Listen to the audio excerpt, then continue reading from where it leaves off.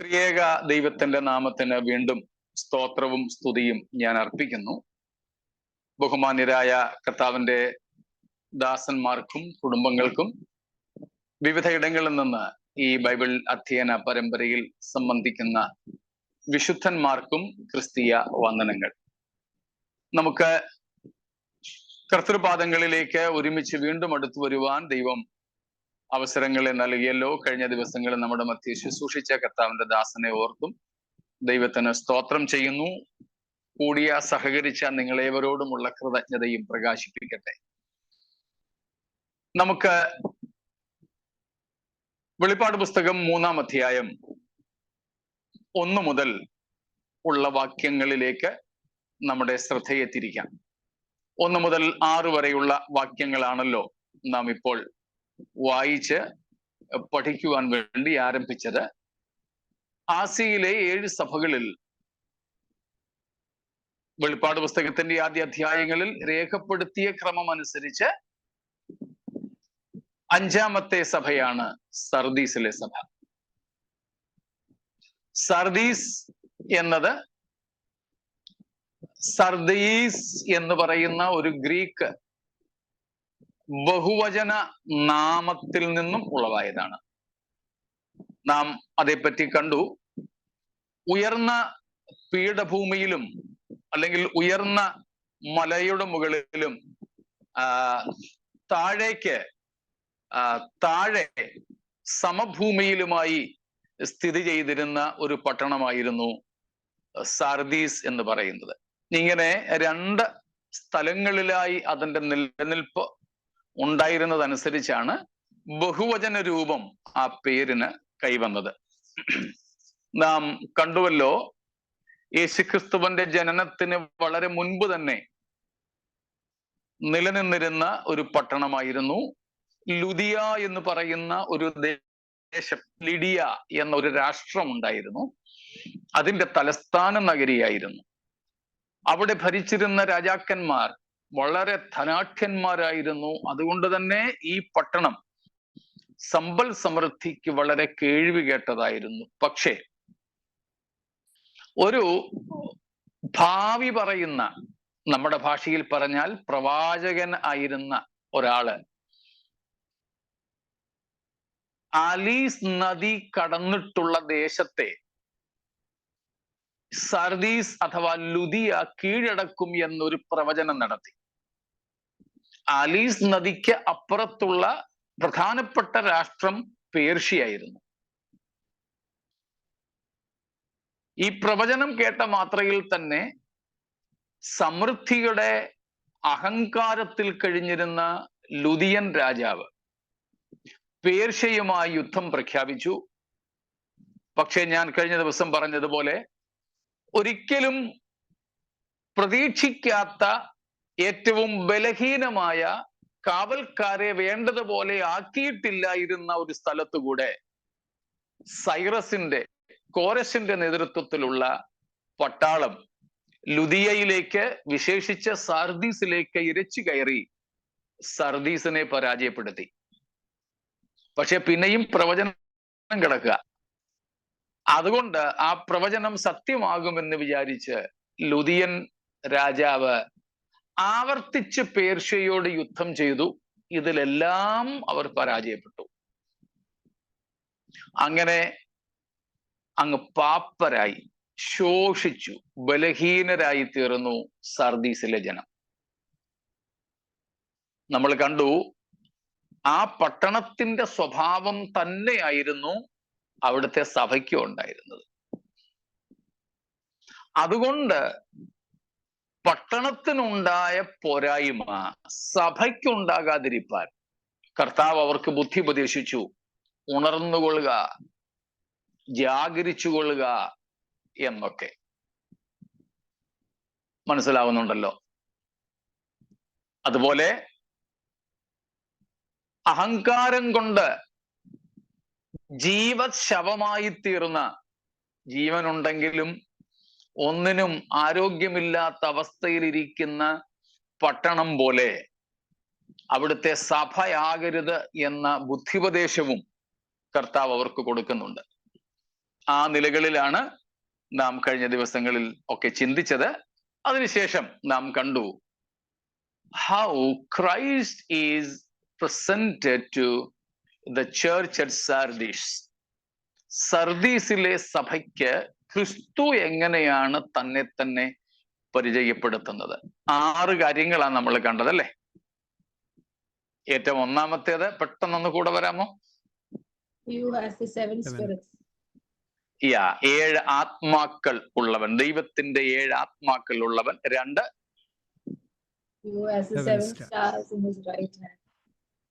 വലത്ത് കൈയിൽ വലത് കരത്തിൽ സഭയുടെ ദൂതന്മാരെ അല്ലെങ്കിൽ നക്ഷത്രങ്ങളെ പിടിച്ചിരിക്കുന്നവൻ. 3,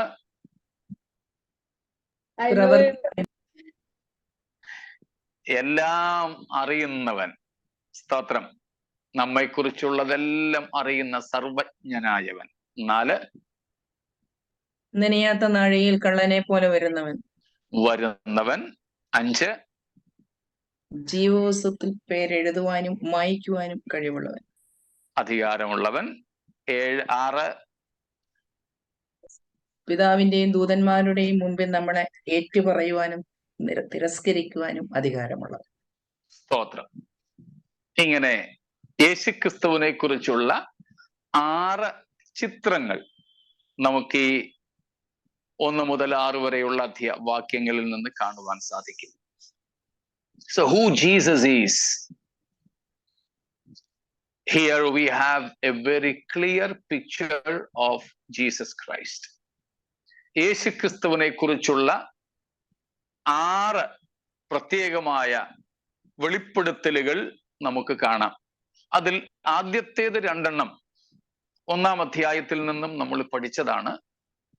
കൂടാതെ നമ്മൾ കഴിഞ്ഞ ദിവസം മിനിയാന്ന് വൈകുന്നേരം 4 കാര്യങ്ങൾ അതേപ്പറ്റി ചിന്തിച്ചു അല്ലേ? സ്തോത്രം. 4 കാര്യങ്ങൾ നമ്മൾ ചിന്തിച്ചു. 7 ദൈവത്തിന്റെ 7 ആത്മാക്കൾ ഉള്ളവൻ, 7 നക്ഷത്രം വലങ്കരത്തിൽ പിടിച്ചിരിക്കുന്നവൻ, നമ്മെക്കുറിച്ചുള്ളതെല്ലാം നന്നായി അറിയുന്നവൻ. 4 കള്ളനെ പോലെ. സ്തോത്രം. നനയാത്ത നാഴികയിൽ കള്ളനെ പോലെ വരുന്നവൻ. സ്തോത്രം. എപ്പോൾ വേണമെങ്കിലും കർത്താവിന്റെ വരവ് സംഭവിക്കാം. നാം അതിനുവേണ്ടി ഒരുക്കമായിരിക്കണം എന്ന് പറഞ്ഞാണ് നാം നിർത്തിയത്. So Christ can come at any time. Always remember those 2 usages the Bible uses, especially the book of Revelation uses, about the time of Christ coming. 1, at any time, and 2, very quickly. Very soon. സ്തോത്രം. ക്രിസ്തുവിന്റെ വരവിന്റെ സമയവുമായി ബന്ധപ്പെട്ട് പുതിയ നിയമം, വിശേഷിച്ച് വെളിപ്പാട് പുസ്തകം നമ്മെ പഠിപ്പിക്കുന്ന 2 ആശയങ്ങൾ നാം മറക്കരുത്. 1, എത്രയും പെട്ടെന്ന്, വെരി ക്വിക്ക്ലി ഓർ സൂൺ. 2, ഏത് സമയത്തും, അറ്റ് എനി ടൈം, പ്രതീക്ഷിക്കാത്ത സമയത്ത്, നനയാത്ത നാഴികയിൽ. അതുകൊണ്ട് നാം നമ്മുടെ കർത്താവിന്റെ വരവിനായിട്ട് എപ്പോഴും ഒരുങ്ങിയിരിക്കണം എന്ന് നാം പറഞ്ഞു നിർത്തുകയുണ്ടായി. സ്തോത്രം. രാത്രിയാകാം, പകലാകാം, പ്രഭാതമാകാം, നട്ടുച്ചയാകാം, അർദ്ധരാത്രിയാകാം. എന്നാൽ നമുക്കൊക്കെ പൊതുവെ ഒരു ധാരണയുണ്ട്, പാതിരാത്രിക്കേ കർത്താവ് വരുമെന്ന്. അതുകൊണ്ട് നമ്മൾ കിടക്കാൻ നേരം പ്രാർത്ഥിക്കും, കർത്താവേ നല്ല ഉറക്കം തരണേ, പ്രഭാതത്തിൽ എഴുന്നേൽപ്പിക്കണമേ, ഇന്ന് രാത്രി ഞങ്ങളുടെ വരവാണെങ്കിൽ എടുക്കപ്പെടാൻ സഹായിക്കണേ. എന്നാൽ രാവിലെ ആരും ആ പ്രാർത്ഥന പ്രാർത്ഥിച്ച് ഞാൻ കേട്ടിട്ടില്ല. രാവിലെ പ്രാർത്ഥിക്കുമ്പോൾ കർത്താവെ ഇന്ന് പകല് കൂടെ ഇരിക്കണേ, വഴി നടത്തണേ എന്നൊക്കെ പറഞ്ഞിട്ട്, കർത്താവെ ഇന്ന് പകല് അങ്ങയുടെ വരവാണെങ്കിൽ ഞങ്ങളെ അതാത് സ്ഥലങ്ങളിൽ നിന്ന് അങ്ങ് എടുത്തുകൊള്ളണേ എന്ന് പൊതുവെ ആരും പ്രാർത്ഥിക്കാറില്ല. കള്ളനെ പോലെ വരുമെന്ന് പറഞ്ഞുകൊണ്ടായിരിക്കും. ഒരു പക്ഷേ സാധ്യതയുണ്ട്, രാത്രിയിലെ കള്ളം വരുത്തുള്ളല്ലോ. പിന്നെ കന്യകമാരുടെ വിഷയത്തില് അങ്ങനെയൊക്കെയുള്ള ചില ധാരണകൾ കൊണ്ടാകാം ഒരുപക്ഷെ നാം അങ്ങനെ പ്രാർത്ഥിക്കുന്നത്. അർദ്ധരാത്രി എന്നും ഒക്കെ ഉള്ളത് കൊണ്ട് അങ്ങനെ ഒരു ചിന്തയാരുത് കേട്ടോ. സ്തോത്രം. രാത്രിയോ പകലോ ഒക്കെ ആകാം, ഏത് സമയത്തും. ഒരു സമയവും അതിന് നിശ്ചയിക്കപ്പെട്ടിട്ടില്ല, ഒരു സീസണും അതിന് നിശ്ചയിക്കപ്പെട്ടിട്ടില്ല. സ്തോത്രം. മത്തായി 24-ാം അധ്യായത്തിലൊക്കെ പറഞ്ഞിരിക്കുന്നത് പോലെ അത് ശീതകാലം ആകാതിരിപ്പാൻ സൂക്ഷിപ്പേനെന്നും പ്രാർത്ഥിപ്പീനെന്നും ഒക്കെ പറഞ്ഞതനുസരിച്ച് അങ്ങനെയും ഒരു ചിന്തയുണ്ട്. അതും കർത്താവിൻ്റെ സഭയെ ചേർക്കാൻ വരുന്നതിനെ കുറിച്ചല്ല പറഞ്ഞേക്കുന്നത്, അതും മഹാപീഡനകാലത്തെ കുറിച്ചാണ്. യെരുശലേമിന്റെ നാശം, അത് നിമിത്തം യെരുശലേമിൽ വസിക്കുന്നവർ പ്രാണരക്ഷാർത്ഥം ഓടിപ്പോകുന്നതിനെ കുറിച്ചാണ്. അത് ശൈത്യകാലമാകാതിരിപ്പാൻ ദൈവം ഇടവരുത്തട്ടെ എന്ന ഒരു നിലയിലാണ് കർത്താവ് പറഞ്ഞിരിക്കുന്നത്. അതല്ലാതെ യേശുവിന്റെ വരവുമായി, സഭയെ ചേർക്കുവാൻ വരുന്ന വരവുമായി ബന്ധപ്പെട്ടതല്ല. കർത്താവ് ഇനിയിപ്പം മഴക്കാലത്ത് വന്നാലും തണുപ്പ് കാലത്ത് വന്നാലും ഒന്നും അത് എടുക്കപ്പെടുന്ന വിശുദ്ധന്മാരെ ബാധിക്കുന്ന വിഷയമല്ല. മനസ്സിലാവുന്നുണ്ടല്ലോ? സ്തോത്രം. കാരണം കടുത്ത മഴയാണെങ്കിലും നനയാത്ത ശരീരമാണ് നമുക്ക് കിട്ടാൻ പോകുന്നത്. മരം കോച്ചുന്ന തണുപ്പാണെങ്കിലും -40 ഡിഗ്രിയോ -250 ഡിഗ്രിയോ ഒക്കെ ആണെങ്കിലും തണുപ്പേൽക്കാത്ത ശരീരമാണ് നമുക്ക് ലഭിക്കാൻ പോകുന്നത്. സ്തോത്രം. അതുകൊണ്ട് കാലാവസ്ഥയോ സമയങ്ങളോ ഇതൊന്നും യേശുവിൻ്റെ മേഘപ്രത്യക്ഷതയ്ക്ക്, സ്തോത്രം, ഒരു ഘടകമേ അല്ല, ഒരു ഘടകമേ അല്ല. ഇനിയും നമ്മുടെ ഇവിടെ രാത്രിയാണെങ്കിൽ ഭൂമിയുടെ അങ്ങേപ്പുറത്ത് പകലായിരിക്കുമല്ലോ. അതുകൊണ്ട് രാത്രിയിലേ വരാമെന്ന് പറഞ്ഞാൽ യേശുവിന് കുറഞ്ഞ പക്ഷം 2 പ്രാവശ്യമെങ്കിലും വരേണ്ടി വരും, ഭൂമിയുടെ ഈ ഒരു അതിന്റെ കിടപ്പനുസരിച്ച്. സ്തോത്രം. അതുകൊണ്ട് അങ്ങനെ നമ്മുടെയൊക്കെ മനസ്സിൽ കടന്നുകൂടിയിട്ടുള്ള ചിന്തകളെ മാറ്റി കർത്താവ് ഏതു സമയത്തും വരാം, എപ്പോൾ വന്നാലും നാം അവനോടുകൂടെ പോകുന്നവരായിരിക്കണം, പോകണം എന്ന ഒരു വേദപുസ്തക പഠിപ്പീരിലേക്ക് നാം എത്തിച്ചേരേണ്ടതുണ്ട് എന്ന ഈ കൂട്ടത്തിൽ പറഞ്ഞുകൊള്ളട്ടെ. സ്തോത്രം. ഒരു വാക്യം അതുമായി ബന്ധപ്പെട്ട് വായിച്ചിട്ട് നമുക്കങ്ങ് പോകാം. 1 തെസലോനിക്ക ലേഖനം 5-ാമത്തെ അധ്യായം, അതിന്റെ 7-ഉം 8-ഉം. ഉറങ്ങുന്നവർ രാത്രിയിൽ ഉറങ്ങുന്നു, മദ്യപിക്കുന്നവർ രാത്രിയിൽ മദ്യപിക്കുന്നു. നാമോ പകലിനുള്ളവരാകയാൽ വിശ്വാസവും സ്നേഹവും എന്ന കവചവും ശ്രേഷ്ഠമായ രക്ഷയുടെ പ്രത്യാശയും ധരിച്ചുകൊണ്ട് സുബോധമായിരിക്കുക. അടുത്ത 2 വാക്യങ്ങൾ കൂടെ, 9-ഉം 10-ഉം കൂടെ. ദൈവം നമ്മെ കോപത്തിനല്ല, നാം ഉണർന്നിരുന്നാലും ഉറങ്ങിയാലും തന്നോടുകൂടെ ജീവിക്കേണ്ടതിന് നമുക്ക് വേണ്ടി മരിച്ച നമ്മുടെ കർത്താവായ യേശുക്രിസ്തു മൂലം രക്ഷയെ പ്രാപിപ്പാൻ അത്രേ നിയമിച്ചിരിക്കുന്നത്. സ്തോത്രം. നാം ഉണർന്നിരുന്നാലും ഉറങ്ങിയാലും, അത് ഭൗതികമായ ശാരീരികമായ ഉറക്കത്തെ കുറിച്ചാണ്, ആത്മീയ ഉറക്കത്തെയും ഉണർവിനെയും കുറിച്ചല്ല. അതായത് അതിൻ്റെ മുകൾ ഭാഗം മുതലേ, അതിൻ്റെ 4-ാമത്തെ വാക്യം മുതൽ തന്നെ ഈ വിഷയത്തെ കുറിച്ചാണ് പൗലോസ് പറയുന്നത്. അവിടെയും 4-ാം വാക്യത്തിൽ നമ്മൾ കാണുന്നുണ്ട്, കർത്താവിൻ്റെ ആ നാൾ കള്ളൻ എന്ന പോലെ നിങ്ങളെ പിടിപ്പാൻ നിങ്ങൾ ഇരുട്ടിനുള്ളവരല്ല, നമ്മൾ വെളിച്ചത്തിന്റെ മക്കളായിട്ടാണ് വിളിക്കപ്പെട്ടിരിക്കുന്നത്. ഇപ്പൊ രാത്രി ആയാലും പകലായാലും, അതാണ് ഉറങ്ങിയാലും ഉണർന്നിരുന്നാലും എന്ന് പറയുന്നത്. സ്തോത്രം. അതുകൊണ്ട് ഏത് സമയത്തും സംഭവിപ്പാനിരിക്കുന്ന ക്രിസ്തുവിന്റെ വരവിനായി ദൈവസഭ ഒരുങ്ങട്ടെ. സഭയായും അതിലുപരി നമുക്ക് വ്യക്തിപരമായും കർത്താവിന്റെ വരവിനായിട്ട് ഒരുങ്ങണം. സ്തോത്രം. കർത്താവിന്റെ വരവിന് ധാരാളം തെളിവുകൾ തിരുവെഴുത്തിലുണ്ട്, അവിടേക്ക് ഇപ്പോൾ ഞാൻ പോകുന്നില്ല. നമുക്ക് പിന്നീട് അതേപ്പറ്റി ചിന്തിക്കുവാൻ അവസരം ലഭിക്കുന്നെങ്കിൽ അപ്പോൾ ചിന്തിക്കാം. സ്തോത്രം. ഇങ്ങനെയുള്ള 4 കാര്യങ്ങളാണ് നാം ഇതുവരെ പഠിച്ചത്. 5-ാമത്തെ കാര്യം ക്രിസ്തുവിനെ സംബന്ധിച്ച് പറയുന്നു. A fifth aspect of the picture of Christ. അതാണ് one who holds the authority either to write in or to blot out from one's name the book of life. ജീവപുസ്തകത്തിൽ പേര് എഴുതുവാനോ അതിൽ നിന്ന് ഒരുവന്റെ പേര് മായ്ച്ചു കളയുവാനോ അധികാരമുള്ളവനാണ് നമ്മുടെ കർത്താവായ യേശു ക്രിസ്തു.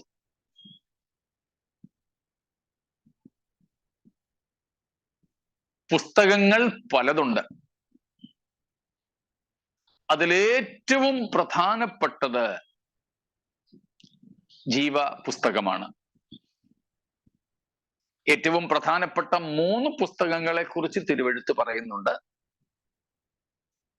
ഒന്ന് ജീവപുസ്തകം, മറ്റൊന്ന് നമ്മുടെ സാധാരണ ഭാഷയിൽ പറഞ്ഞാൽ വേദപുസ്തകം, അല്ലെങ്കിൽ ദൈവത്തിന്റെ വചനം. 3 നിങ്ങൾക്ക് ഓർമ്മ കാണും. അതെ, പ്രവൃത്തികളുടെ പുസ്തകം അഥവാ ഓർമ്മയുടെ പുസ്തകം. Book of remembrance, book of life and the book of the statutes of God. ദൈവത്തിന്റെ ചട്ടങ്ങളും വിധികളും എഴുതിയ, ന്യായപ്രമാണം എന്ന് വിളിക്കുന്ന, തിരുവെഴുത്തുകൾ എന്ന് വിളിക്കുന്ന ദൈവത്തിന്റെ വചനം. സ്തോത്രം. കുറഞ്ഞത് ഈ 3 പുസ്തകങ്ങളെ കുറിച്ച് വേദപുസ്തകം നമ്മെ പഠിപ്പിക്കുന്നു. അപ്പോൾ ഇവിടെ നാം കാണുന്നത് ഏറ്റവും പ്രധാനപ്പെട്ട പുസ്തകമായ ജീവ പുസ്തകമാണ്. ജീവപുസ്തകത്തിന്റെ പ്രാധാന്യം എന്താണ്? What is the importance or the significance of the book of life?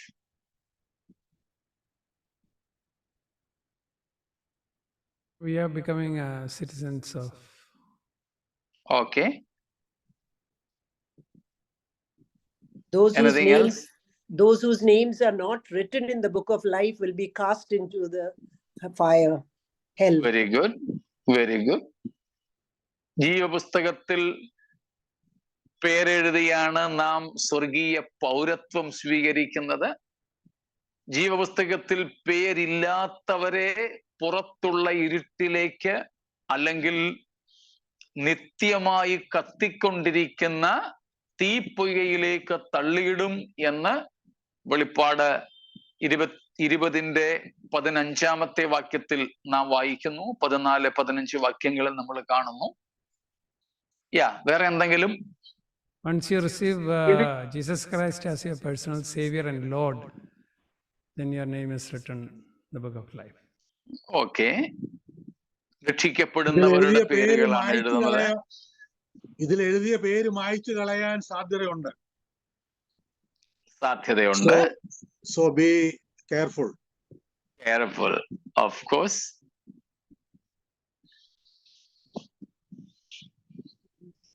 വേറെ എന്തെങ്കിലും?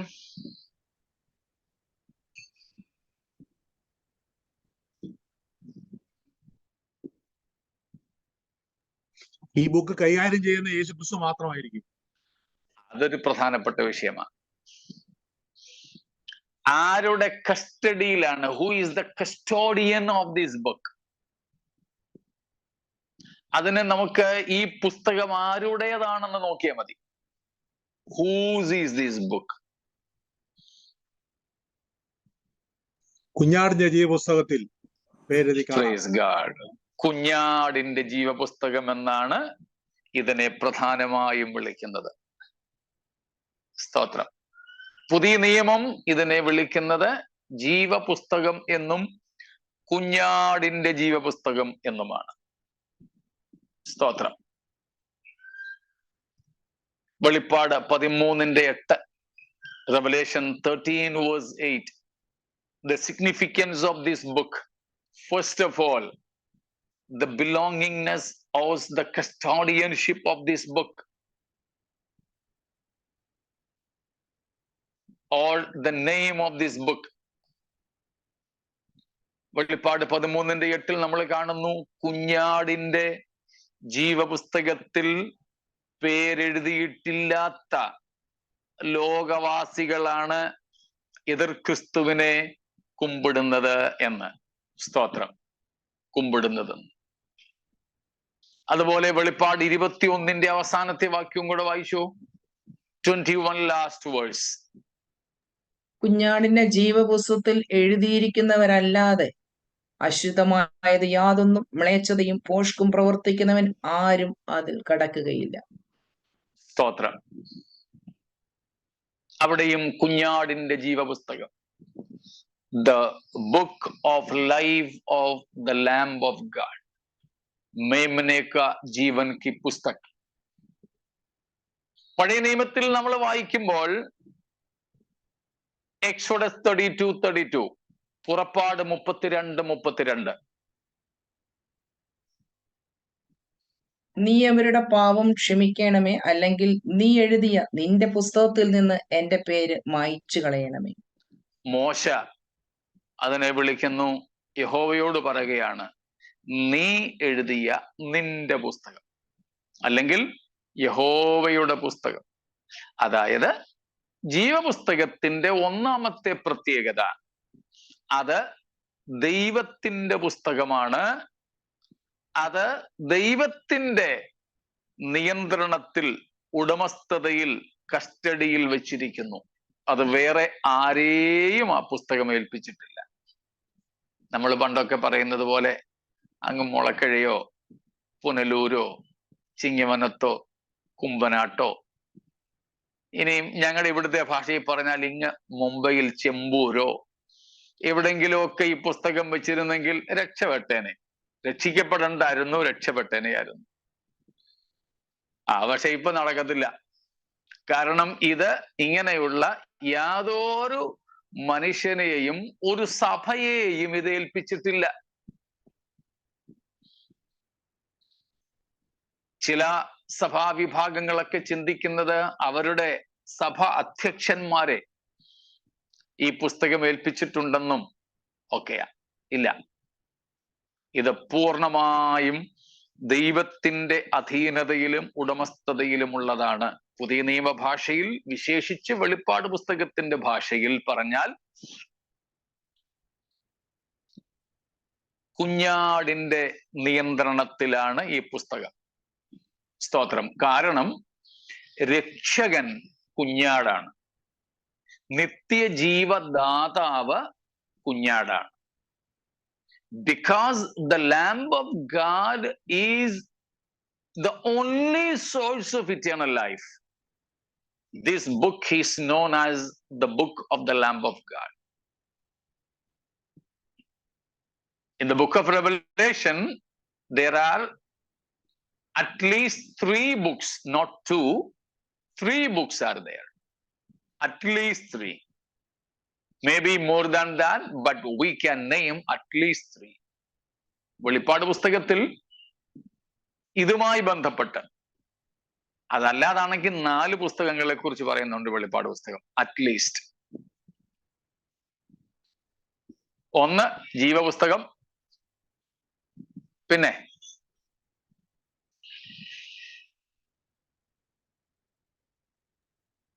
5-ാം അധ്യായത്തിലും ഒരു പുസ്തകത്തെ പറ്റി പറയുന്നുണ്ടല്ലോ. 5-ാം അധ്യായത്തിലെ പുസ്തകം, ദ 7 സീൽഡ് ബുക്ക്, അത് 2-ാമത്തേതായിക്കോട്ടെ. പിന്നെ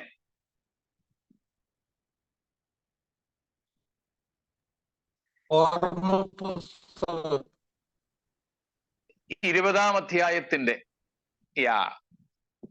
വലിയ വെള്ളസിംഹാസന ന്യായവിധി സമയത്ത് 11 മുതലുള്ള വാക്യങ്ങളിൽ നമ്മൾ കാണുന്നു, പുസ്തകങ്ങളിൽ എഴുതിയിരിക്കുന്നതിനനുസരിച്ച്, according to what is written in the books, everyone will be judged or condemned or rewarded. There also we see books in plurality. So that is excluding the book of life and the 7th sealed book in chapter 5. നാം 20-ാം അധ്യായത്തിന്റെ 12-ാം വാക്യമല്ലേ വായിച്ചോളൂ. അതെ, 12. മരിച്ചവർ ആബാലവൃത്തം സിംഹാസനത്തിന് മുമ്പിൽ നിൽക്കുന്നതും കണ്ടു. പുസ്തകങ്ങൾ തുറന്നു. ജീവന്റെ പുസ്തകം എന്ന മറ്റൊരു പുസ്തകവും തുറന്നു. പുസ്തകങ്ങളിൽ മതി. പുസ്തകങ്ങൾ തുറന്നു എന്നിട്ട് എഴുതിയിരിക്കുന്നു ജീവന്റെ പുസ്തകം എന്ന മറ്റൊരു പുസ്തകവും തുറന്നു. അവിടെ തന്നെ നമുക്ക് ഈ 3 പുസ്തകങ്ങളെ കാണാം. കുറഞ്ഞത് പുസ്തകങ്ങൾ എന്നതിനകത്ത് മിനിമം 2 എണ്ണമാണ് വേണമല്ലോ, കുറഞ്ഞത് 2 എണ്ണം. അതിനെയാണ് നാം ദൈവവചനം എന്ന പുസ്തകവും ഓർമ്മയുടെ പുസ്തകവും അല്ലെങ്കിൽ പ്രവർത്തികളുടെ പുസ്തകവും എന്ന് വ്യാഖ്യാനിക്കുന്നത്. അപ്പോൾ കുറഞ്ഞത് പുസ്തകങ്ങൾ എന്നതിനകത്ത് ഒരു ബഹുവചന പ്രയോഗം, അതുകൊണ്ട് 2 എണ്ണമെങ്കിലും ഉണ്ട്. അത് ബൈബിൾ ആകട്ടെ, ഓർമ്മയുടെ പുസ്തകമാകട്ടെ. എന്നിട്ട് ജീവന്റെ പുസ്തകം എന്ന മറ്റൊരു പുസ്തകവും, ഈ 2-ൽ പെടാത്തതാണ് ജീവപുസ്തകം. അപ്പോൾ അവിടെ തന്നെ 3 എണ്ണം മിനിമമായി. അതുകൂടാതെയാണ് 5-ാം അധ്യായത്തിൽ 7 മുദ്രകളാൽ മുദ്രയിടപ്പെട്ടത് ആയ ഒരു പുസ്തകം കാണുന്നത്. അതുകൊണ്ടാണ് പറഞ്ഞത് കുറഞ്ഞ പക്ഷം 4 പുസ്തകങ്ങളെങ്കിലും വെളിപ്പാട് പുസ്തകത്തിൽ പറയപ്പെട്ടിരിക്കുന്നു. പോട്ടെ, നമ്മളിപ്പോൾ ജീവപുസ്തകത്തെ കുറിച്ച് മാത്രമേ ചിന്തിക്കുന്നുള്ളൂ. ജീവപുസ്തകത്തിന്റെ പ്രാധാന്യം, the significance of the book of life, first of all, it is in the custody of the Lamb of God, or according to the Old Testament, it is in the custody of God the Father. ദൈവത്തിന്റെ ഉടമസ്ഥതയിലാണ് ഈ പുസ്തകം. രണ്ടാമത്തെ significance, who writes the name in, ആരാണ് ഇതിൽ പേരുകൾ എഴുതുന്നത്, അല്ലെങ്കിൽ ആർക്കാണ് പേരുകൾ എഴുതുവാൻ അധികാരമുള്ളത്?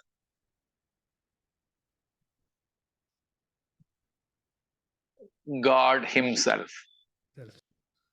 ദൈവത്തിന് മാത്രം, അല്ലെങ്കിൽ ദൈവത്തിന്റെ കുഞ്ഞാടിന് മാത്രം. അതുകൊണ്ടാ മോശ പറഞ്ഞത് പുറപ്പാട് 32:32 നീ എഴുതിയ നിന്റെ പുസ്തകത്തിൽ നിന്ന്.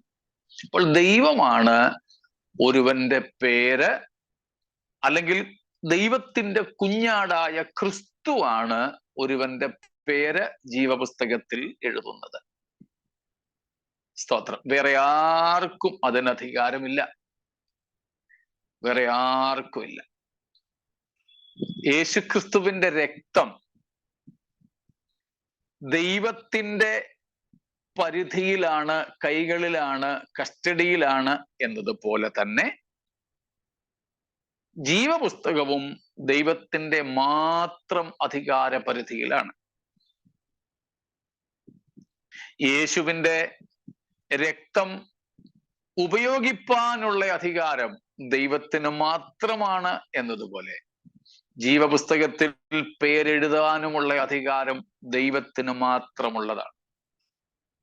സ്തോത്രം. മൂന്നാമത്തെ പ്രത്യേകത, നിങ്ങളൊക്കെ പറഞ്ഞതുപോലെ തന്നെ, can a name be blotted out? Is it possible? എന്റെ ജീവപുസ്തകത്തിൽ പേരെഴുതി കഴിഞ്ഞാൽ പിന്നെ ആ പേര് മായ്ച്ചു കളയാൻ സാധ്യതയുണ്ടോ? ഉണ്ട്, തീർച്ചയായും ഉണ്ട്. തീർച്ചയായും ഉണ്ട്. ഈ വിഷയവും നമ്മൾ മുമ്പൊരിക്കൽ ചർച്ച ചെയ്തതാണ്, അതുകൊണ്ട് വിശദാംശങ്ങളിലേക്കൊന്നും പോകുന്നില്ല. ജീവപുസ്തകത്തിൽ നിന്ന് പേര് മായ്ച്ചു കളയുവാൻ സാധ്യതയുണ്ട്.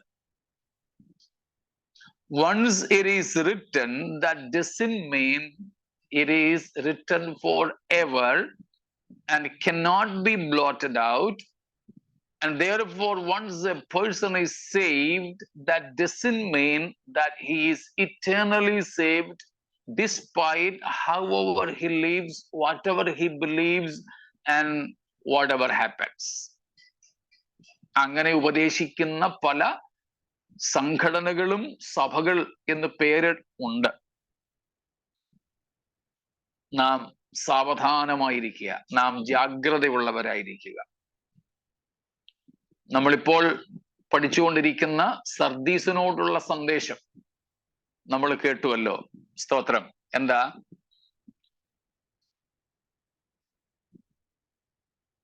ഉടുപ്പ് മലിനമാകാത്ത ചിലരവിടെ ഉണ്ട്. അവരുടെ പേര് ഞാൻ എന്ത് ചെയ്യില്ല? ജീവപുസ്തകത്തിൽ നിന്ന് വായിച്ചു കളയത്തില്ല. മായ്ച്ചു കളയുകയില്ല. അതിന്റെ അർത്ഥം ഉടുപ്പ് മലിനമായവരുടെ പേരുകൾ മായ്ച്ചു കളയും എന്ന്. അതിന് വേറെ ധാരാളം ഭാഗങ്ങൾ നമ്മൾ നേരത്തെ പഠിച്ചതാണല്ലോ. ഇപ്പോൾ നമ്മൾ വായിച്ച പുറപ്പാട് 32 മോശ ദൈവത്തോട് പറയുന്നു, എന്റെ പേരങ്ങ് മായ്ച്ചു കളഞ്ഞേക്കാം. 33 വാക്യം വായിച്ചാട്ട്. Verse 33, exodus 32:33. യഹോവ മോശയോട്, എന്നോട് പാപം ചെയ്തവന്റെ പേർ ഞാൻ എന്റെ പുസ്തകത്തിൽ നിന്ന് മായ്ച്ചു കളയും. യഹോവയായ ദൈവം തീർത്തു പറയുന്നു, എന്നോട് പാപം ചെയ്തവന്റെ പേര് ഞാൻ ജീവപുസ്തകത്തിൽ നിന്ന് മായ്ച്ചു കളയും. അപ്പോൾ പാപം ചെയ്താൽ ജീവപുസ്തകത്തിൽ നിന്ന് പേര് മായ്ക്കപ്പെടാം.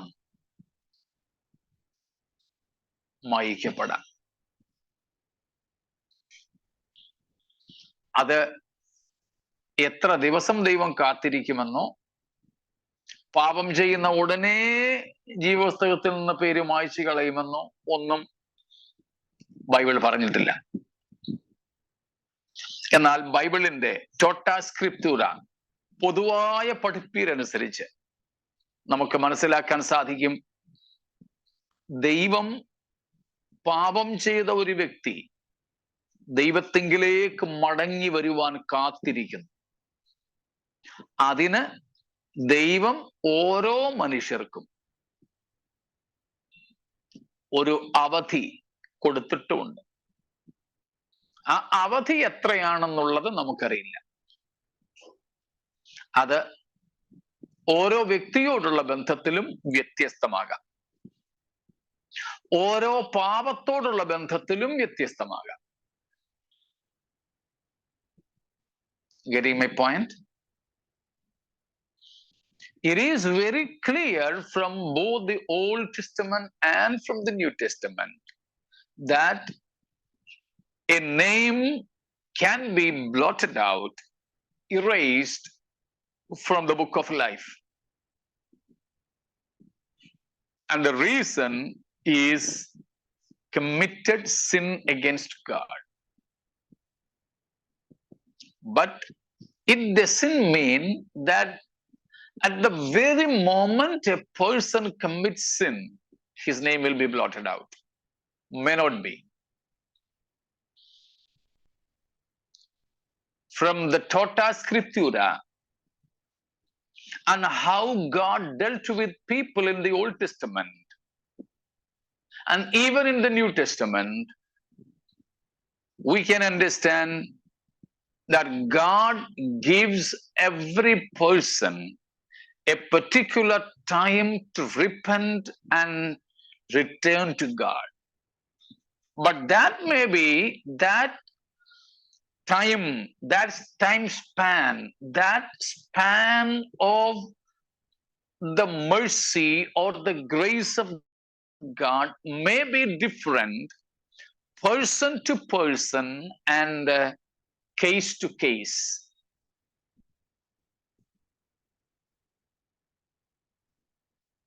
ഓരോ വ്യക്തിയോടുള്ള ബന്ധത്തിലും ഓരോ വിഷയത്തോടുള്ള ബന്ധത്തിലും ദൈവം അങ്ങനെ നൽകുന്ന മടങ്ങിവരവിനുള്ള കൃപാകാലയളവ് വ്യത്യസ്തമായിരിക്കാം. നമ്മൾ നേരത്തെയുമൊക്കെ പഠിച്ചിട്ടുള്ളത് പോലെ ദാവീദ് ബേത്ശേബയുമായിട്ട് പാപം ചെയ്തു. രാജകൊട്ടാരത്തിൽ തന്നെ ഉണ്ടായിരുന്ന കൊട്ടാര പ്രവാചകന്, നാഥാന്, ഗാദിന്, ഇവർക്കാർക്കും ദൈവം അവന്റെ പാപം വെളിപ്പെടുത്തിയില്ല. പക്ഷേ കുറെ മാസങ്ങൾ കഴിഞ്ഞപ്പോൾ നാഥാനെ ദൈവം പാപബോധം വരുത്തുവാനായി ദാവീദിന്റെ അടുക്കലേക്ക് അയക്കുന്നു.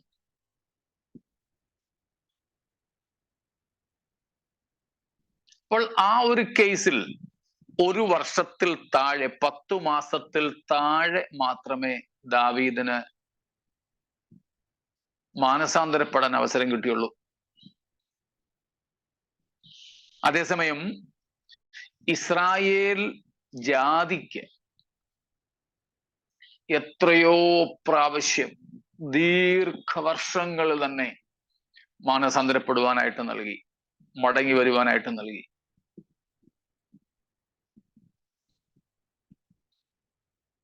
ഇതുപോലെ നമുക്കും എല്ലാവർക്കും മാനസാന്തരപ്പെടുവാൻ ദൈവം അവസരങ്ങളെ നൽകും. പുതിയ നിയമത്തിലേക്ക് വരുമ്പോൾ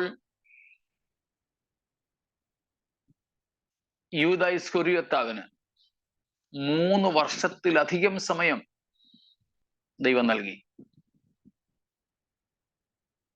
അപ്പോസ്തല പ്രവൃത്തികളിൽ അനന്യ സഫീറമാർക്ക് മാനസാന്തരത്തിന് അവസരം നൽകി. പക്ഷേ കമ്പാരിറ്റീവ്ലി എ ഷോർട്ട് സ്പാൻ. അവർക്ക് മാനസാന്തരപ്പെടുവാൻ ലഭിച്ച സമയം വളരെ തുച്ഛമായതായിരുന്നു.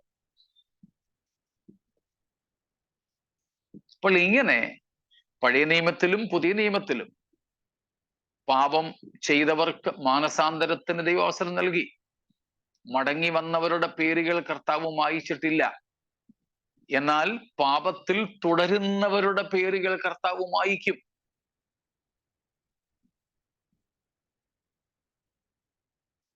സ്തോത്രം.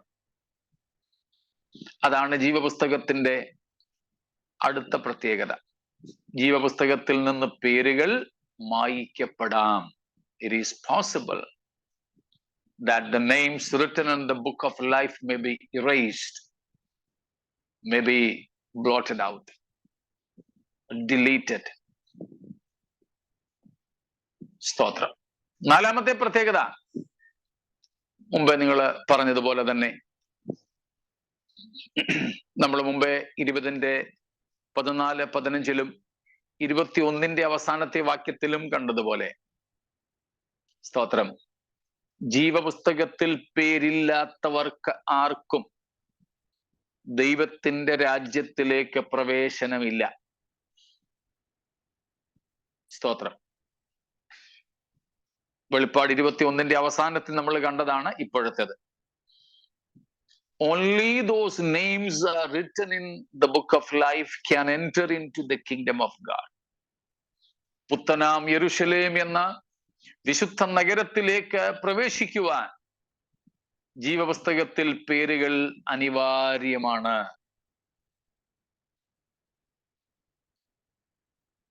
പുസ്തകത്തിൽ പേരില്ലാത്തവർക്കാർക്കും സ്വർഗരാജ്യ പ്രവേശനം ഇല്ല. അതിൻ്റെ തന്നെ അടുത്തൊരു ഭാഗം വേണമെങ്കിൽ 5-ാമത്തേതായിട്ട് നമുക്ക് മനസ്സിലാക്കാം. ജീവപുസ്തകത്തിൽ പേരില്ലാത്തവരെ അഗ്നിനരകത്തിലേക്ക് തള്ളിക്കളയും, തീപ്പൊയ്കയിലേക്ക് തള്ളിക്കളയും. അതാണ് 20-ാം അധ്യായത്തിന്റെ 14-15 വാക്യങ്ങൾ. 20 verses 14 and 15. According to those verses, the significance of the book of life is that if one's name is not found in the book of life, he will be cast into the lake of fire, which is called the second death, otherwise eternal death.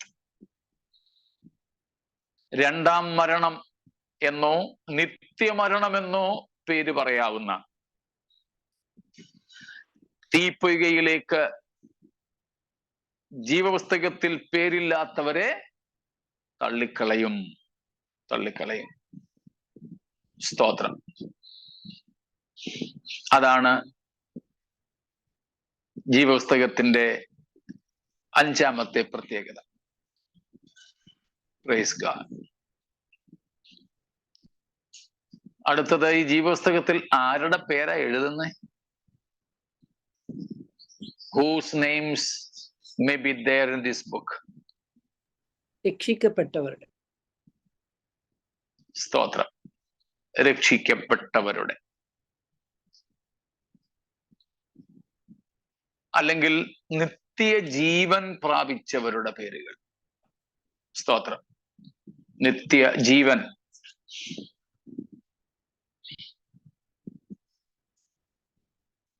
ഇതെല്ലാമാണ് ജീവപുസ്തകത്തിന്റെ വിശേഷത. അതുകൊണ്ട് നമ്മെ സംബന്ധിച്ച് ഏറ്റവും പ്രധാനം, ഏറ്റവും വലിയ ആനന്ദം ജീവപുസ്തകത്തിൽ പേര് ഉണ്ട് എന്നുള്ളതാണ്. സ്തോത്രം. ഈ ലോകത്തിൽ സന്തോഷിക്കുവാൻ അവകാശമുള്ള ഒരേ ഒരു കൂട്ടരേ ഉള്ളൂ.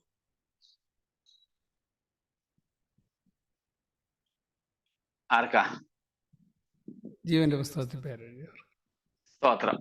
കർത്താവിന്റെ ഭാഷയിൽ പറഞ്ഞാൽ സ്വർഗത്തിൽ പേര് എഴുതിയിരിക്കുന്നവർ. ലൂക്ക് 10:20, ലൂക്കോസ് 10:20. എങ്കിലും ഭൂതങ്ങൾ നിങ്ങൾക്ക് കീഴ്പ്പെടുന്നതിലല്ല, നിങ്ങളുടെ പേർ സ്വർഗത്തിൽ എഴുതിയിരിക്കുന്നതിൽ അത്രയും സന്തോഷിപ്പീൻ. സ്തോത്രം.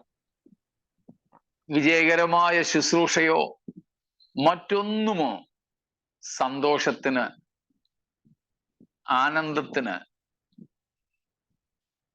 അർഹമായ കാര്യങ്ങളല്ല. സ്വർഗത്തിൽ പേരെഴുതണം. സ്വർഗത്തിൽ നമുക്കറിയാം, സ്വർഗത്തിൽ പേരെഴുതുക എന്ന് പറഞ്ഞാൽ റൂഫേലും സീലിംഗേലും ഭിത്തിയേലും തറയിലും ഒന്നുമല്ല, ജീവന്റെ പുസ്തകത്തിലാണ്. സ്തോത്രം. So here is the only sect of people who have the right to rejoice. സന്തോഷിക്കാൻ അവകാശമുള്ള ഒറ്റ ഒരു സംഘം, സ്വർഗത്തിൽ പേരെഴുതപ്പെട്ടിരിക്കുന്നവർ, ജീവന്റെ പുസ്തകത്തിൽ പേരുള്ളവർ. വേറെ ആർക്കും സന്തോഷത്തിന് വകയില്ല. ബാക്കിയുള്ള എല്ലാ സന്തോഷവും നൈമിഷികമാണ്. പണ്ടൊരിക്കൽ ഞാൻ നിങ്ങളോട് പങ്കുവച്ചിട്ടുണ്ടെന്നാണ് എൻ്റെ ഓർമ്മ. കേരളത്തിലെ ഒരു പ്രസംഗകൻ പറഞ്ഞു കേട്ടതാ. അദ്ദേഹം വർഷങ്ങൾക്ക് മുമ്പ് ഒരു യോഗസ്ഥലത്തേക്ക് KSRTC ബസ്സിൽ യാത്ര ചെയ്യുമ്പോൾ MC റോഡിൽ എവിടെയോ ഒരു ജംഗ്ഷനിൽ ചെന്നപ്പോൾ ഭയങ്കര ട്രാഫിക് ജാം, തിരക്ക്, വണ്ടി പോകുന്നില്ല. ഇറങ്ങി കാര്യങ്ങളൊക്കെ തിരക്കിയപ്പോഴാണ് മനസ്സിലായത്, ഒരു ബൊഫല്ലോ, ഒരു പോത്ത്, അതിനെ കെട്ടഴിച്ചു വിട്ടിരിക്കുക. അത് ഈ റോഡിൽ കിടന്ന് ഭയങ്കര ബഹളം ഉണ്ടാക്കി. ഇപ്പൊ നോക്കിയപ്പം നല്ല കറുത്ത കൊഴുത്ത് തടിച്ചിരിക്കുന്ന ഒരു പോത്ത്, അതിൽ വെള്ള പെയിന്റ് കൊണ്ട് അതിന്റെ മണ്ടയ്ക്ക് എഴുതി വെച്ചിട്ടുണ്ട്, നാളെ വെട്ട്, നാളെ ഇന്ന സമയത്ത് ഇന്ന സ്ഥലത്ത് വെച്ച് ഇതിനെ കശാപ്പ് ചെയ്യും, ഇതിന്റെ ഇറച്ചി വേണ്ടവരോടെ വന്നാൽ മതി എന്ന് പരസ്യം കൊടുത്തിരിക്കുക. പാവം ഈ പോത്തിനറിയാവോ ഇതിന്റെ മുകളിൽ എഴുതിയിരിക്കുന്നത് സ്വന്തം മരണത്തിനുള്ള വിധിയാണെന്ന്. അറിയാതെ ചാകുന്നതിന് അല്പം മുമ്പ് ലഭിച്ച ഒരല്പം സ്വാതന്ത്ര്യത്തിൽ ഇത് മതിച്ച് തുള്ളിച്ചാടുകയാണ്. ലോകത്തിലുള്ള ബാക്കി മുഴുവൻ സന്തോഷങ്ങൾ ഇത്രയേ ഉള്ളൂ. നെറ്റിക്ക് എഴുതിയിട്ടുണ്ട് നാളെ വെട്ടാണെന്ന്, നാളെ കശാപ്പ. പക്ഷേ അതിനു മുമ്പ് ലഭിക്കുന്ന ഒരല്പ സ്വാതന്ത്ര്യത്തിൽ ഇവര് തിമിർത്താടുകയാണ്.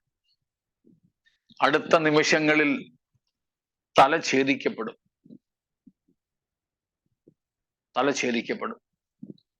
ചിലപ്പോ കണ്ടിട്ടില്ലേ, നമ്മുടെ ഇവിടെയൊക്കെ ബ്രോയിലർ കോഴി, വിദേശങ്ങളിൽ ചിലപ്പം അല്ലാതെയാ കിട്ടുന്നത്, ഇവിടെയൊക്കെ ബ്രോയിലർ കോഴിയെ പിടിച്ച് ഇങ്ങനെ കൂട്ടിനകത്തിട്ടിരിക്കുക. അതിന് ചിറകൊന്ന് വിടർക്കാനോ തല നിവർത്താനോ പോലുള്ള സ്ഥലമില്ല. എന്നാൽ പിന്നെ ഇതിനൊന്ന് സ്വാതന്ത്ര്യം കിട്ടുന്നത് നമ്മൾ ഇതിനെ ഒന്ന് തൂക്കിക്കുമ്പോഴാ നമ്മൾ ഇതിനെ മേടിക്കുക. അപ്പോൾ ഇതിനെ ഒന്ന് തൂക്കിയിട്ട് കശാപ്പുകാരൻ പിടിക്കുന്നത് വരെ അവിടെ നിർത്തിയേക്കും. അന്നേരം ഇത് ചിറകൊക്കെ അങ്ങോട്ട് സ്ട്രെച്ച് ചെയ്ത് വിടർത്ത് കാലൊക്കെ അങ്ങോട്ട് സ്ട്രെച്ച് ചെയ്ത് ഭയങ്കര സന്തോഷം. പക്ഷെ ഞാൻ അതിനെ വിളിക്കുന്നത് a momentary freedom between the balance and the knife. ത്രാസിനും കത്തിക്കും ഇടയിൽ കിട്ടിയ നിമിഷങ്ങളുടെ സ്വാതന്ത്ര്യത്തിലാണ് ഈ ഇറച്ചിക്കോഴി ഒന്ന് സന്തോഷിക്കുന്നത്. പക്ഷേ അതിന് ദൈർഘ്യമില്ല. കശാപ്പുകാരൻ കത്തി എടുക്കുന്നത് വരെ മാത്രമേ ഉള്ളൂ. ഇതുപോലെയാ ജീവപുസ്തകത്തിൽ പേരെഴുതിയിട്ടില്ലാത്ത മനുഷ്യർ, ജീവപുസ്തകത്തിൽ പേരുള്ളത് കൊണ്ട് അല്ലാതെ സന്തോഷിക്കുന്നവരുടെ ഒക്കെ സന്തോഷം. എന്നാൽ നമുക്ക് അങ്ങനെയല്ല. സ്തോത്രം. ജീവിതത്തിന്റെ ഏത് സമയത്തും സന്തോഷിപ്പാനുള്ള വക ദൈവം നമുക്ക് തന്നിട്ടുണ്ട്. രോഗത്തിലും കഷ്ടത്തിലും നിരാശയിലും ഒറ്റപ്പെടുത്തലുകളിലും നിന്ദകളിലും അപമാനങ്ങളിലും കഷ്ടനഷ്ടങ്ങളിലും ഒക്കെ നമുക്ക് സന്തോഷിക്കാം. നാം സന്തോഷിക്കുന്നത് പ്രശ്നമില്ലാത്തത് കൊണ്ടല്ല, എന്നാൽ കുഞ്ഞാടിന്റെ ജീവപുസ്തകത്തിൽ പേരെഴുതിയിരിക്കുന്നത് കൊണ്ട്. അതാണ് ഏറ്റവും വലിയ സന്തോഷം. അതുകൊണ്ടാണ് ഈ സന്തോഷത്തെ വേദപുസ്തകം വിളിക്കുന്നത് ദ ജോയ് ഓഫ് സാൽവേഷൻ, രക്ഷയുടെ സന്തോഷം എന്ന്. സ്തോത്രം. കാരണം നരകവിധിയിൽ നിന്നും ഒഴിഞ്ഞു പോകുന്ന ഒരു സന്തോഷം. സ്തോത്രം. നിത്യമരണത്തിൽ നിന്ന് ലഭിക്കുന്ന സ്വാതന്ത്ര്യം, അല്പമായി ലഭിച്ച ഒരു സൗഖ്യമോ ലോകത്തിലെ എന്തെങ്കിലും നന്മകളോ ഒന്നുമല്ല നമ്മെ ഇങ്ങനെ സന്തോഷിക്കുവാനായി പ്രേരിപ്പിക്കുന്നത്. കാരണം ജീവന്റെ പുസ്തകത്തിൽ പേരില്ലായിരുന്നെങ്കിൽ നമുക്കുള്ള അവകാശം എവിടെയായിരുന്നേനെ? തീയും ഗന്ധകവും കത്തുന്ന പൊയ്കയിലായിരുന്നേനെ. പക്ഷേ അവിടെ നിന്നും കർത്താവ് കരുണയാൽ നമ്മെ വിടുവിച്ചു. കരുണയാൽ ദൈവം നമുക്ക് അതിൽ നിന്ന് മോചനം നൽകി തന്നു. സ്തോത്രം. അതെ, ക്രിസ്തുവിനെ നമുക്കിവിടെ കാണാം. ആരാണ് ജീവപുസ്തകത്തിൽ നിന്ന് പേര് മായ്ച്ചു കളയുവാൻ അധികാരമുള്ളവൻ? One of the greatest authorities of God, one of the greatest authorities, rights and authorities of God is this: He is the one who can save us and also one who can condemn us. ഇതാണ് സ്തോത്രം. നമ്മുടെ ദൈവത്തിന്റെ ഏറ്റവും വലിയ അധികാരങ്ങളിലൊന്ന്, ഏറ്റവും വലിയ അധികാരങ്ങളിലൊന്ന്. ഒന്ന്, നമ്മെ രക്ഷിക്കുവാനുള്ള അധികാരം. രണ്ട്, നമ്മെ ശിക്ഷ വിധിക്കുവാനുള്ള അധികാരം. ഈ രണ്ട് അധികാരങ്ങളും മറ്റാർക്കും ഇല്ല. അതായത് പാപം ക്ഷമിക്കുവാനുള്ള അധികാരം, അതാണ് രക്ഷിപ്പാനുള്ള അധികാരം. സ്തോത്രം. രണ്ട്, ഒരുവന്റെ പാപം ക്ഷമിക്കാതിരിപ്പാനും അവനെ നിത്യ ന്യായവിധിയിലേക്ക് തള്ളിക്കളയുവാനുമുള്ള അധികാരം. മറ്റാർക്കുമില്ല ഈ രണ്ട് അധികാരങ്ങൾ. അത് നമ്മുടെ ദൈവത്തിന് മാത്രമേ ഉള്ളൂ. This is one of the uniquenesses of our God of the Bible. He can forgive us. He alone is one who has the right to forgive. സ്തോത്രം. യഹൂദന്മാര് എന്താ ചിന്തിച്ചിരുന്നത്? Only God can forgive.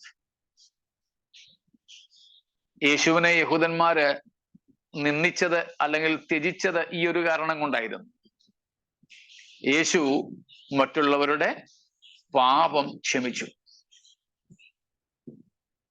4 പേരെ പൊക്കിയെടുത്തുകൊണ്ട് വന്ന പക്ഷപാതക്കാരന്റെ കാര്യം നമുക്കറിയാമല്ലോ. യേശു അവനോട് നിന്റെ പാപങ്ങൾ ക്ഷമിച്ചിരിക്കുന്നെന്ന് പറഞ്ഞത് യഹൂദന്മാർക്ക് ഉൾക്കൊള്ളാൻ പറ്റിയില്ല. എടാ, ദൈവത്തിന് മാത്രമല്ലേ പാപം ക്ഷമിക്കാൻ അധികാരമുള്ളൂ. ഇവനാരാ? ഇവന്റെ അപ്പനെ നമുക്കറിയാം, ഇവന്റെ അമ്മയെ നമുക്കറിയാം, ഇവന്റെ സഹോദരന്മാരെ നമുക്കറിയാം. ഇതാ യഹൂദന്മാര് പറഞ്ഞത്. അപ്പോൾ യഹൂദ ചിന്താഗതിയിൽ പാപം ക്ഷമിക്കുവാൻ, ഒരുവനെ നിത്യശിക്ഷയ്ക്ക് വിധിക്കുവാനും അധികാരം ആർക്ക് മാത്രമേ ഉള്ളൂ? ദൈവത്തിന് മാത്രമേ ഉള്ളൂ. ഇവിടെ യേശു പറയുന്നു, ഞാൻ ജീവപുസ്തകത്തിൽ നിന്ന് ഉടുപ്പ് മലിനമായവരുടെ പേര് മായ്ച്ചു കളയും എന്ന് പറഞ്ഞാൽ യേശുവിന്റെ ദൈവത്വത്തിന്റെ തെളിവാണ് അവിടെ. When Christ claimed that I will not blot out the names of those people whose robe is not spoiled or soiled. That means Christ was adamantly, let me use that word, adamantly, very clearly, uncompromisingly was proving his deity. ഉടുപ്പും മലിനമാകാത്തവരുടെ പേരുകൾ ഞാൻ ജീവപുസ്തകത്തിൽ നിന്ന് മായ്ച്ചു കളകയില്ല എന്നും, പിതാവിന്റെയും ദൂതന്മാരുടെയും മുൻപിൽ അവരുടെ പേരുകൾ ഞാൻ ഏറ്റുപറയുമെന്നും യേശു പറഞ്ഞത് യേശുവിന്റെ ദൈവത്വത്തിന്റെ അസന്നിഗ്ധമായ തെളിവും കൂടെയാണ്. സ്തോത്രം. അപ്പോൾ അവൻ ആരാണ്? സാക്ഷാൽ ദൈവമായവൻ. യേശു സാക്ഷാൽ ദൈവമായവൻ. സ്തോത്രം. പാപം ക്ഷമിക്കുവാനും ജീവപുസ്തകത്തിൽ നിന്ന് പേര് മായ്ച്ചു കളയുവാനും അധികാരമുള്ള സാക്ഷാൽ മഹാദൈവമായവനാണ് നമ്മുടെ കർത്താവായ യേശു. അത് ക്രിസ്തു തന്നെ സംശയത്തിനിടയില്ലാതെ ഇവിടെ വെളിപ്പെടുത്തിയിരിക്കുന്നു.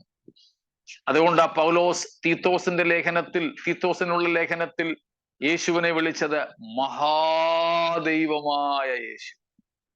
യേശുവിനെ Paul addresses Jesus Christ in the book of Titus, chapter 2. Great God, great God. സ്തോത്രം.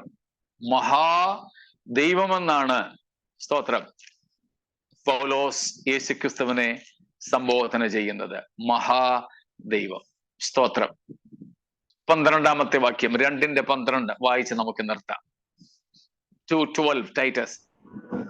നാം ഭാഗ്യകരമായ പ്രത്യക്ഷയ്ക്കായിട്ടും മഹാദൈവവും നമ്മുടെ രക്ഷിതാവുമായ യേശു ക്രിസ്തുവിന്റെ തേജസ്സിന്റെ പ്രത്യക്ഷതയ്ക്കായിട്ടും. മതി. കണ്ടോ? മഹാദൈവവും നമ്മുടെ രക്ഷിതാവുമായ യേശു ക്രിസ്തു. മഹാദൈവം. Our Lord Jesus, even though he was manifested in the flesh, he was not a man. He was not a semi-God. He was fully God. Rather, he was and is and will ever remain, or he will ever be the great God and our Savior. സ്തോത്രം. യേശു ജഡത്തിൽ വെളിപ്പെട്ടു എന്നത് വാസ്തവമാണ്. അതുകൊണ്ട് അവന്റെ ദൈവത്വത്തിന് യാതൊരു കേടും സംഭവിച്ചില്ല, ഒരു കുറവും സംഭവിച്ചില്ല. ജഡത്തിൽ വെളിപ്പെട്ട ദൈവമാണ് യേശു. അതുകൊണ്ട് ആ പൗലോസ് കൊലോസ് ലേഖനത്തിൽ വിളിച്ചത് യേശു ക്രിസ്തുവിലല്ലോ എന്ത്? സകല സമ്പൂർണതയും ദേഹരൂപമായ ദൈവത്തിന്റെ സകല സമ്പൂർണതയും ദേഹരൂപമായി വസിക്കുന്നത്. സ്തോത്രം. All the fullness of Godhead dwells in Jesus Christ in bodily form. ദേഹരൂപമായി